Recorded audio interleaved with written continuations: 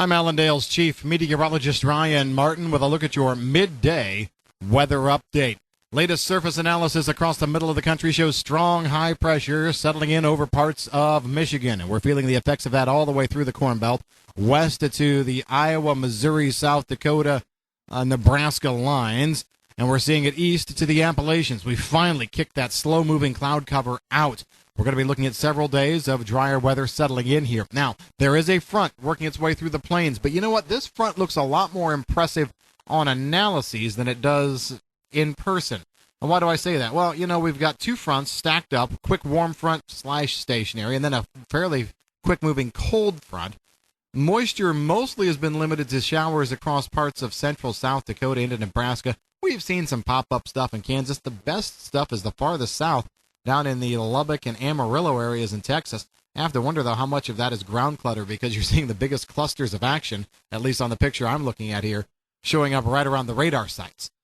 So there are some things that just don't make a lot of sense here. I don't think this is a very significant front. Moisture across Kansas, for example, a few hundredths of an inch to maybe a tenth or two in spots. There could be some pockets of heavier stuff, but, you know, this front just is underperforming. Now, maybe if it could tap into some Gulf moisture, maybe it could light things up. But the other thing is the low that's associated with this frontal complex, it's near Lake Winnipeg right now. And with a strong high over Quebec and a secondary high down over Michigan, that's going to steer the low north toward Hudson Bay. So that's going to elongate the front even more, drag the moisture, stretch it thinner across the larger area. I think it goes away over the western Corn Belt fairly quickly. Now, that being said, if we're looking at flat-out harvest conditions, do we have to keep our eyes out for a little bit of moisture as we go through the night tonight and into tomorrow in places like Iowa? Sure, we probably do.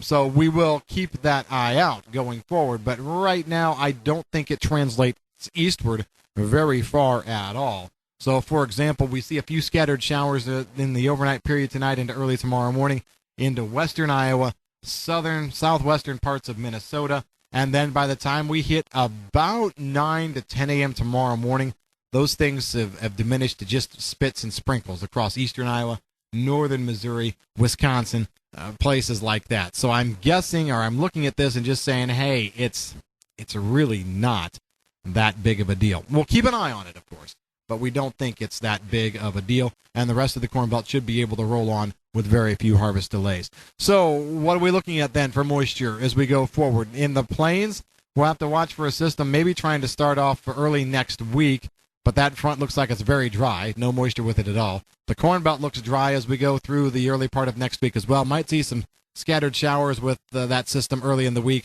over parts of Iowa, up into Wisconsin, Minnesota. Maybe you get a little gust front that sweeps through parts of Indiana, as you go through the Tuesday morning time frame.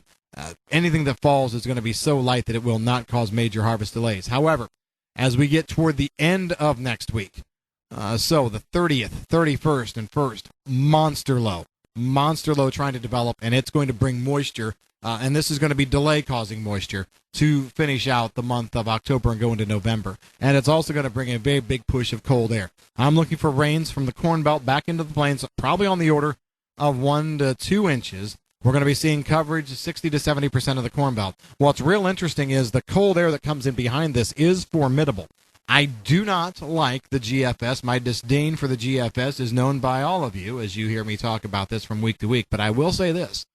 The GFS brings in very cold air behind, as the European does. And if the GFS does happen to be right, I know, 20, 30% chance of that. But still, if it does, we could be looking at some serious snows in eastern parts of Montana, western North Dakota, so on and so forth. So there is a fairly good cold air push with moisture coming. It will be interesting to see what the European says as we get closer to the event and we get it into its 10-day panels. But for right now, let's just say this. At the turn of the month, we could be wet. So if you've got the harvest opportunity windows to go here in the next week, week and a half, take them.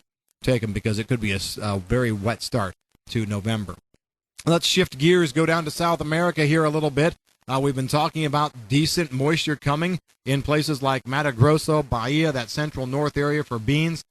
No reason to change that thought process at all. As we get into tomorrow And Friday, we're going to be looking at decent moisture starting to pop up. It's going to be somewhat scattered to start, okay? So the front that's coming through looks like it wants to be a slow starter, but there is moisture around. And then as we get on into the intermediate part of the forecast period, we're going to try and bring in slightly better amounts with another front coming up from the south. So there's moisture coming. Maybe not the be-all, end-all, maybe not the buckets of rain that some guys would like and maybe even have been talking about here to go forward. But I do see some moisture coming in and try and cut into the dryness just a little bit. And still, as we head toward November 1st, we're probably looking better and better in South America. That's what we've got in your midday forecast update. If you've got any questions on the weather, give us a call at Allendale. I'm Chief Meteorologist Ryan Martin.